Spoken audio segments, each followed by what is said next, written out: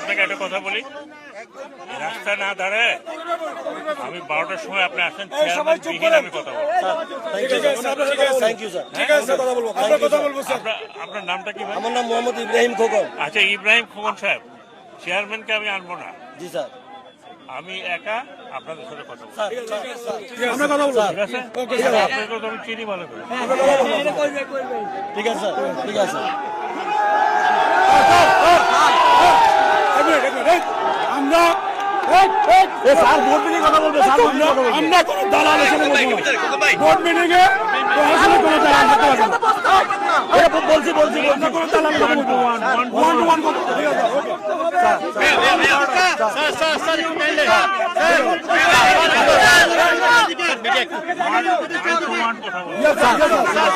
আপনাকে শুধু একটা বললাম যে কোনো দালালকে রাখতে পারবেন না স্যার, ওকে স্যার। চট্টগ্রাম বন্দরে দুইজন না একজন কবির একজন ইব্রাহিম খোকন, এই দুজনের বাইরে কোন শ্রমিক নেতা ওখানে যাবে না, এবং এদের সিদ্ধান্তে চট্টগ্রাম বন্দর